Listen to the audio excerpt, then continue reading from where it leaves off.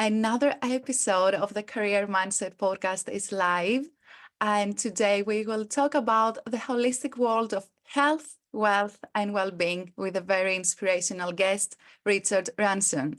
Richard is a health, wealth, and well-being educator, self-care guide, nutrition advisor, and personal development advocate. Having transitioned from corporate life to entrepreneurship, Richard has created a unique approach to wellness that integrates nutrition, exercise, mindset, stress management, and environmental considerations. So get ready to be inspired as we will explore Richard's journey, insights, and advice for everyday leaders seeking to enhance their lives on multiple fronts. Welcome to the show, Richard. How are you today? Oh, thanks, Fenia. That was a brilliant introduction. Thank you. I'm brilliant. I'm buzzing. I've actually been very excited all week for this. I'm so excited too. And I'm so curious as well to know, how did you transition from corporate life to your current wellness business, and what prompted you to make the change? Okay, well, quite a lot of factors, actually. I have a background in science, trained in applied biology, and I worked in science for many years, got made redundant a couple of times, which led me to start another business on which I ran part-time for about 15 years alongside that. But I was dealing with the drug industry, drug discovery, etc. And it didn't sit well with me when I saw so many people around me, particularly my mother, who was struggling on antibiotics for so many years, and then my wife had health challenges. And I thought, I'm helping to fund drug discovery, which is treating symptoms, helping people manage their illness, not getting to the root cause of it. And I thought, you know what? I can do better than this. I want to help people get better health, and we have to get them back to building a strong immune system. So I quit my job in the summer of 2017, founded R&J Global Wellness, and decided to teach my 5 pillars to get people better. And I've been having a ball the last 7 years, enjoying myself, meeting some amazing people like you, and making a difference in the world. And for me, that's why I get out of bed every morning. Wow, what a journey. And I really love that you found your real purpose, the real reason that you wake up every morning. And I'd love you to share your holistic wellness approach, particularly focusing on how you integrate nutrition, as I said before, exercise, mindset, stress management, and environmental factors into your practice. Yeah, so one of the things I discovered quite early on was that there was a definite lack of nutrition in food today, with a lot of over-processing and also the stress that we have in our lives. So getting a good diet is important, but trying to find a balanced diet, which so many people talk about, is hard because it doesn't exist. So we do need to be supplementing. So my first pillar is really eating as clean as you can. I am vegetarian. I do eat fish, but I'm not advocating everybody gives up meat if that's the thing. But we really do need to reduce it, and we do need to be a little bit more flexitarian and not rely on it quite so much. But we do need to fill in the missing gaps, because the very, very essential nutrition missing in food, even food grown in the ground because of soil depletion, that doesn't actually give our body what it needs. So I advocate supplementing, but there are supplements and there are supplements, and you need to choose wisely. They need to be scientifically proven. So I do work with a global brand. So that's really the balanced nutrition. Eat as well as you can, supplement, fill in the missing gaps, but then you have to move your body. Pillar number 2, exercise, regular exercise. I go to the gym. I was in the gym this morning. I go for walks. I like to play golf, cycle, etc. You don't have to be a gym bunny, walking every day. There's home exercises people can do. You can get online programs to do that, which is fantastic. So you must move the body. It really needs to be in motion all the time. Otherwise, your muscles are going to deplete and all kinds of problems set in. And then the third pillar is positive mindset. We're in control of our thoughts, or we should be in control of our thoughts. If you allow your thoughts to control you, then all kind of things happen, and we go down the slippery path. We talked about this before. So it's so important to wake up with a positive can-do attitude. I love waking up. looking forward to the day. I never know who I'm going to meet. Everything is an opportunity, and it's never a miserable day. A number of people say to me, oh, this weather, it's so miserable. No, it's just a wet day. Put your wellies on and go and splash in a puddle. Amazing. So important to keep your mindset right. And then the other ones are the kind of environmental and the stress. So it's important that we consider the environment around us. It's highly toxic, a lot of chemicals in everything, food, drink, and the air we breathe. We need to minimize them in our home. We need to minimize toxic people in our lives who are kind of dragging us down and keeping us negative. But we also need to get a handle on technology. You know, this is fantastic and we can do this kind of thing, but the pandemic showed us too much exposure to technology is damaging for our organic body. So I advocate that people minimize it and turn it off early and have a sleep environment that does not have technology in it, and you're free of it for at least an hour before you go to bed.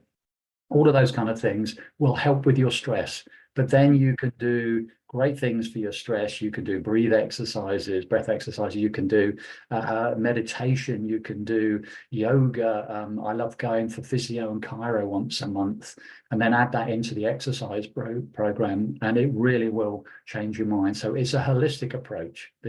I can see that, and I love this approach, and I love the way you connect everything. I'd like to ask you for an advice for people like me who struggle on finding motivation to get up and get out of home to go for some exercise to the gym. As you know, I'm working from home, and I have noticed that when I spend so many times in my desk, it's like I lose my motivation to move my body, because my body probably gets in this comfort zone of sitting and doing things and watching and working on the laptop. And I can't go outside. I feel bored then, and I just want to go just sitting on the couch after that. So just tell me something to get out more easier. It's certainly more difficult in the winter. I mean, I find, you know, I have to put on several layers to go to the gym, and I'm freezing when I come out. It's difficult, but I think the important thing is to have a purpose to why you want to do it, which will motivate you to get out of bed on those cold mornings. I can't really give you a key recipe to motivate you to do it. It's got to come within. But once you get yourself into a routine of doing things and having that exercise and feeling the difference it makes in your body, you will want to get out of bed. So you need that purpose, even if it's just to go to the gym or go for an early walk or take the dog out or whatever. You have to develop that regime as long as you do, you know, alongside a healthy diet and self-care and everything else. It becomes part of you, but you have to want it. Yes, that's very true. And sometimes maybe we need to start doing something in order to find the motivation, instead of just waiting for the motivation to come, right? It won't come. No. Yeah. Yeah, and I know that from past experience with my old life, that making excuses for not going in the gym, I'm working too hard, work's got to come first and everything else, and then you start to suffer. And when you flip it around and you fit work into your life rather than your life into work, then things will happen a lot easier. When you don't have a full-time job, when you're an entrepreneur, it's easier to do it, but you need to create that time, block out the time for self-care. Absolutely vital. Okay, fantastic. Thank you for sharing that. You're welcome. And what's your perspective on gratitude and trusting the process and prioritizing value over money? Gratitude is so important. You know, it was my big stumbling block 17 years ago. I wasn't grateful for what I had. I was very focused on what I didn't have. You know, I was always striving for the better promotion, the bigger house and car, and forgetting what I got. And honestly, the biggest change for me was when I lost my mother back in 2009 and realized, you know what, I've lost something precious. And if I'm not careful, I'll lose everything that's precious to me if I don't start being grateful for it. So that's when I started to incorporate into my life, and that's what I teach my clients. You be grateful for everything, little things, not just big things. You know, if you're chasing the big things, you forget the little things. So the fact you've got shoes on your feet, you've got a pillow under your head, you've got a roof over your head, maybe you've got a car to take rather than walk. And some people don't have shoes in other countries. So just be grateful. But for me, the number one thing is I wake up every morning. I'm grateful to have another day on this amazing planet. My wife is breathing next to me because she had a heart attack 2 years ago. So, and every day is a blessing. I don't care what the weather is outside. Every day is a new opportunity. So just be grateful for what you have, not wanting what you don't have. Very important. And I imagine that we can start doing that and focusing on the little things that we have in our life. Just as you said, the very simple things. That's another day that I wake up, I'm healthy, I can breathe, and yeah, I can do all the things that I want to. So this is the way, probably that's the first step in order to teach ourselves how to trust the process, right? Yeah, And yeah, focusing it more helps to on the keep us value. grounded. Yeah, it helps to keep us grounded. And, you talked about trusting the process and the money. I believe that everything happens for a reason, not by chance. We met for a reason. We're now doing this, which is fantastic. Yes. I believe people come into our lives and they go from our lives, and we don't control it. And you talked about prioritizing value over money. Too many people, and I was guilty of this many years ago, of chasing more money and more, the material things that would give me success. But that isn't success. Success is a happy life. It's the people, the relationships, and the legacy you leave behind. And if you offer enough value by doing a good service or a good job, then the money will flow. But if you're chasing the money without offering the value, then it creates all kinds of problems. And once I flipped that on its head, my life changed. My entrepreneurial life changed as well. Okay, so could you delve deeper into the shifting mindset around money and goals? And if you want to share your own story on how you made this change. Yeah, for me, early on, there was very much this thing that I didn't believe I could be successful, and the money wasn't coming. And it took a lot of reading around mindset and manifestation, etc., to realize that I was blocking the energy flow. Money's just an energy, the same way as everything else. Yes. And if we don't believe that we can earn what we're worth, or we don't have a self-worth value, the money won't be attracted. And something that I've learned, I read a great book many years ago, and I've been rereading it, called The Top 5 Regrets of the Dying by Bronnie Rare's fabulous book about people on their deathbed who, wish they'd done this and wish they'd said how much they loved people and they hadn't worked so hard. And there's also a lot in there about the money and this energy flow that if you don't believe you're worthy of it, it won't come. And I personally believe you just have to hand everything over. You have to trust in the process that things are going to happen for the right reasons.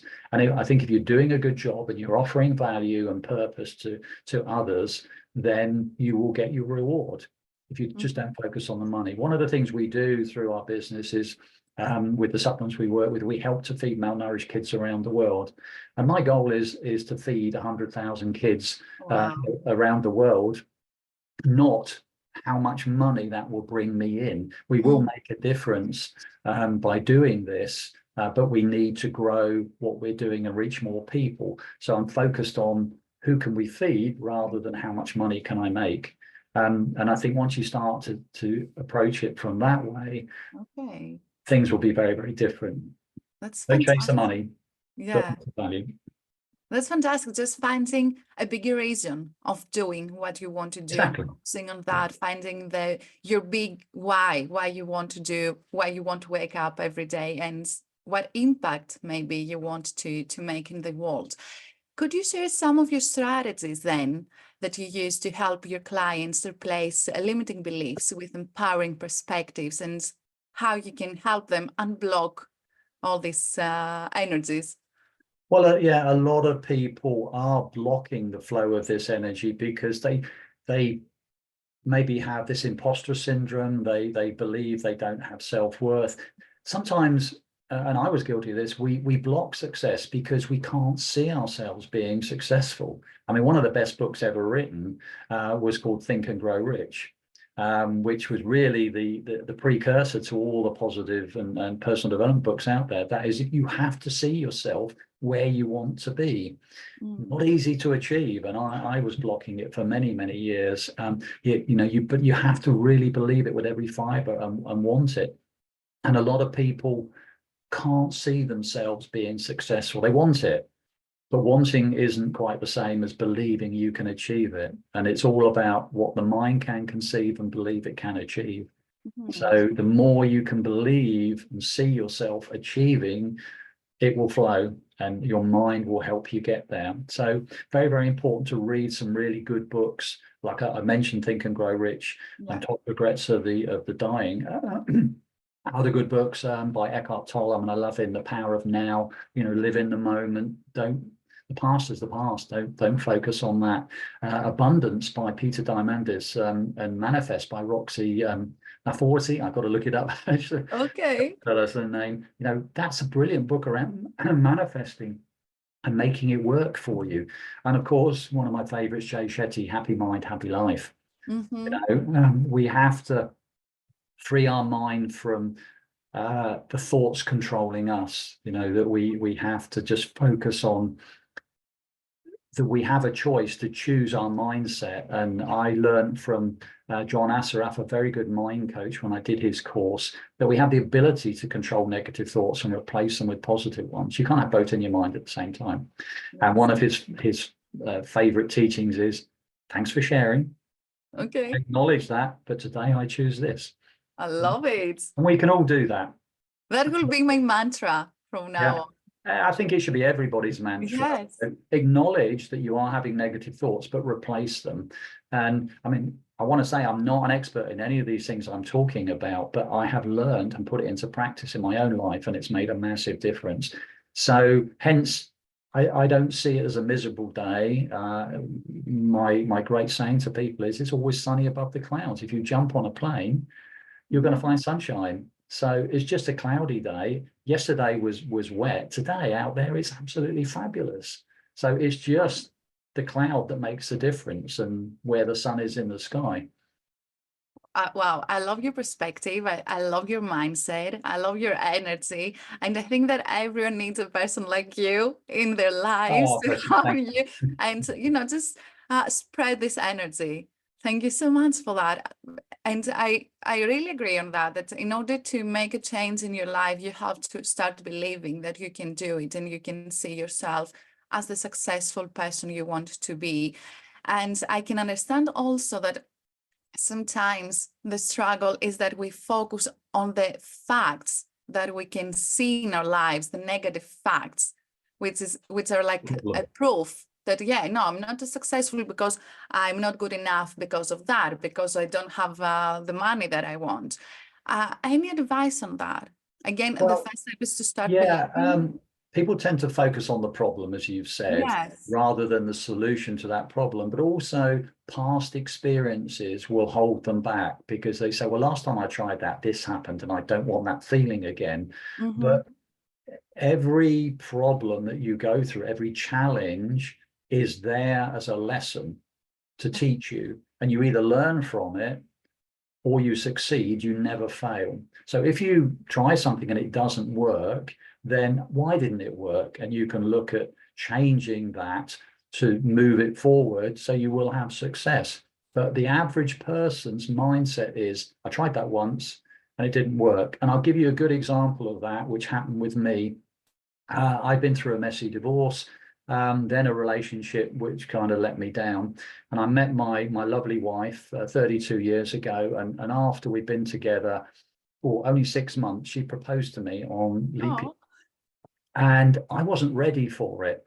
And my mindset was, what if I get married again and it doesn't work and it fails again? That negative mindset rather than the positive one. So I kept awaiting, and I had to think and change my mindset. And then it was, well, look, okay, it could fail, but what if she's my soulmate? What if we're meant to be together? And here we are, 31 years together, married next month. Our eldest daughter got married a year ago, got 2 beautiful daughters.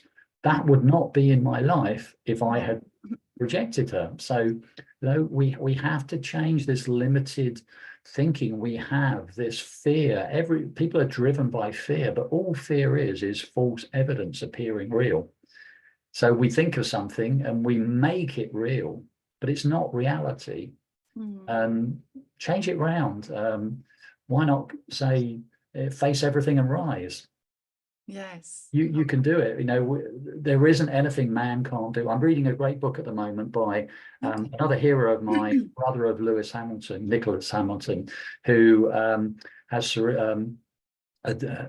has a disability which has kind of held him back, but he ended up driving a racing car, finishing 6th in the British Touring Car Championship race. And he's written a wonderful book. So now I've got your attention, and it's absolutely fabulous. And he's so inspiring as a young man, and it just motivates me to do more, to make a difference.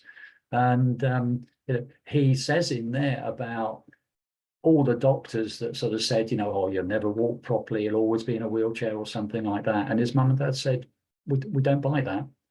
And he says you can do anything, even if the whole world says you can't do it, you can find a way to do it. And that's what we have to hang on to that, and we have to dream that you know what, I don't care what anyone else says, I'm going to do this. I want to do this. I have a passion for it. I'm going to do it. Yes, that's the attitude. Thank you so much for saying that. Thank you for sharing all these amazing books. I'm gonna put the titles on the description as well. And again, it's all about making the choice. I think that we all have two options, like focusing on the failures and the negative things in our lives, or saying, I can do it, have this powerful attitude and mindset that I'm gonna be successful and that I'm gonna do anything that I want to. And as you said it before, thank you for saying that, but I'm choosing something else. That's Thanks for sharing. Thanks for sharing what I'm choosing. Yes, also fantastic. And last question for today's episode, what advice would you give to our listeners to effectively balance multiple aspects of their lives without feeling overwhelmed or stretched too thin? You are a person that you do too many things at the same time. How do you find this balance, this golden way of doing everything? Yeah, it's not easy. As you know, I got actually 3 businesses. I do a lot of charity work. I'm involved in church work and everything. So I'm always on the go. I have learned to say no more. So I do now say to people, I'm sorry, I don't have the capacity to do it. And it used to be me thinking, oh, they're going to think badly of me if I say no, but they just say, that's okay, I'll ask somebody else. So don't give yourself too much of a sense of importance, okay? But the important thing is don't overthink things too much. People really create this stress and anxiety in their lives because they're overthinking everything. And I say to everybody, those things you were worrying about, look back on it, and did what you worry about come to fruition? And in most cases, say, no, it didn't. Why did you worry about it? Worry's like a rocking chair. There's a lot of motion backwards and forwards, but you don't get anywhere. So you just stress yourself out. So only focus on what you can control. Set boundaries. Particularly if you've got a job, if you're still in the corporate world and your boss is loading workload on you, or it's late in the day and they want you to stay, have boundaries. Sorry, I've got a dinner date. I can't stay late. We didn't agree this before, whatever. The only reason people get stressed is because they don't set boundaries, or they allow people to cross their own personal boundaries. So that's the best way to avoid stress, but make sure you take time for yourself. Book that gym time in your diary. I use Google Calendar and I block everything out. Business meetings, calls, gym time, everything. Very rarely will I swap them around. Family time is quite important. But I'm grateful that because I work from home, my wife and I can do things together, and then I can still maybe go to an evening meeting or work in here in the evening. Learn to delegate. If you've got a team around you, delegate more. Don't try and be everything to all people, because it will break you. So those really are the key things, I think. You just need to try and find a balance in your life. Fit work into your life rather than try to fit life around work, because why do we do work? You know, we follow a passion. If you're an entrepreneur like us, we love doing it, but it's important that we're doing it for a reason. And that is, if you're doing it for your family, but you're not seeing your kids because you're working such long hours, you're not doing it for your kids, you're doing it for yourself. If you're doing it for your kids, you would find a way to be there at all of their events and not put work first. So yeah, I'm so glad I walked away from the corporate world, because it was just becoming so stressful trying to keep everybody in the company world happy. But I wasn't happy. Exactly. That's the real struggle nowadays in too many people. Thank you so much for sharing all these important ways and advices. That was amazing. Anyone who listened to this episode and wants to connect with Richard and wants more motivation, don't be afraid. Don't hesitate to reach and connect with Richard and ask him for his help. You're amazing. Thank you so much for your Oh, energy thank you. You're today. amazing too, you It's know, fantastic. I can sit here talking with you and listen to you. and I can talk for hours. I can talk for England. It's amazing. Any last thing, any last advice you want to share, or anything you want to say? Not really. It's just my message to everybody is, you know, you have great power within you. You can do anything if you put your mind to it. Don't let other people tell you what you can't do. All right. I mean, I've always been the black sheep of the family, the one out there doing things differently, not following. You know, I'm not a sheep. I don't follow the system. I go, you know, by gut instinct, and I also double check everything. So, you know, make sure if it's something you really want to do and you have a passion for it, just go for it. You know, you can monetize any passion that you have if you really want to take control of your life. So yeah, just don't let other people tell you what you can't do. Be true to yourself. I think that's one of the lessons from Top 5 Regrets of the Dying. Be true to yourself. Don't let other people, don't live a life for other people, live a life for yourself. You know, have a purpose, tell people you love them, have fun, and build great relationships. And that's success. That's the memories. It's not money. Money's a byproduct of what we do and what we offer. Fantastic. Such a great lesson today. Thank you so much for everything. I really enjoyed it.